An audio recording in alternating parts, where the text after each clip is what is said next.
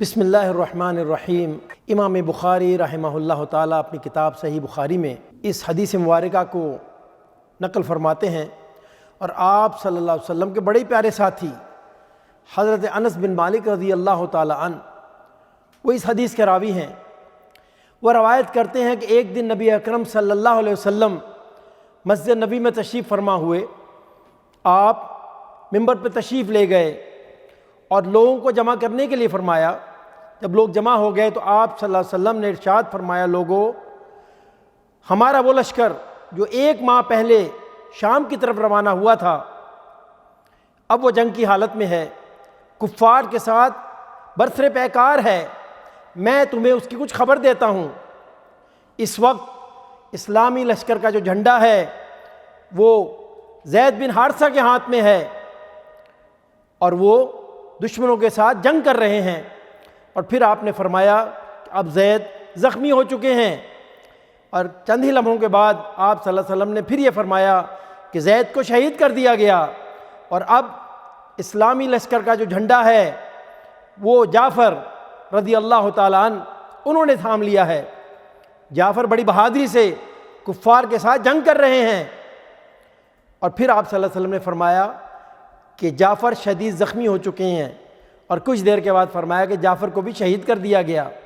اور اس کے بعد آپ صلی اللہ علیہ وسلم نے خبر دی کہ اب اسلامی لشکر کا جو جھنڈا ہے وہ عبداللہ بن رواحہ رضی اللہ تعالیٰ عنہ انہوں نے تھام لیا ہے، اور وہ دشمنوں کے ساتھ جنگ کر رہے ہیں۔ اور کچھ ہی دیر کے بعد آپ صلی اللہ علیہ وسلم نے فرمایا عبداللہ بن رواحہ انہیں بھی شہید کر دیا گیا۔ اور اب اسلامی لشکر کا جو جھنڈا ہے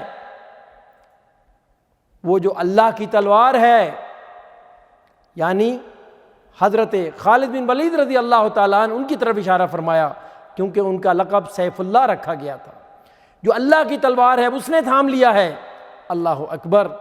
جنگ ہوتی ہے، اور خالد بن ولید رضی اللہ تعالیٰ عنہ بڑی حکمت عملی کے ساتھ اپنی فوج کو لڑاتے ہیں، اور اللہ تعالیٰ نے ان کے ہاتھ پہ فتح نصیب فرمائی، لشکر کی بہترین طریقے سے قیادت کرتے ہیں۔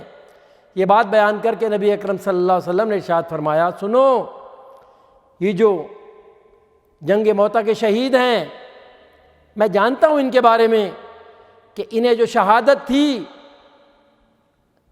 اپنی زندگی سے زیادہ محبوب تھی۔ ان سب کی ایک خواہش تھی کہ ہم زندہ رہنے کے بجائے اللہ کی راہ میں شہید کر دیے جائیں۔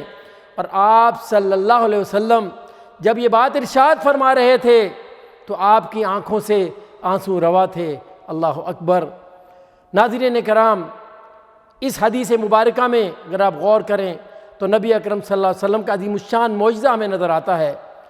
موتا کا جو مقام ہے شام کے دور دراز علاقے میں، مدینے سے اس کی مسافت 1 ماہ کی مسافت ہے جہاں پر جنگ ہو رہی ہے، اور نبی اکرم صلی اللہ علیہ وسلم اللہ کے فضل و کرم سے اپنے صحابہ کو، اپنے ساتھیوں کو آنکھوں دیکھا حال بیان فرما رہے ہیں کہ جنگ اس طرح ہو رہی ہے، اور یہ چیزیں جنگ میں ہو رہی ہیں، اور فلاں فلاں شہید ہو گیا۔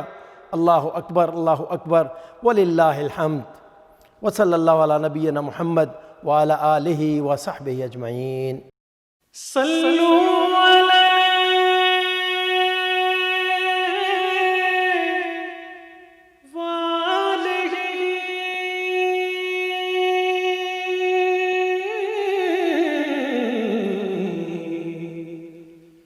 صلوا علیہ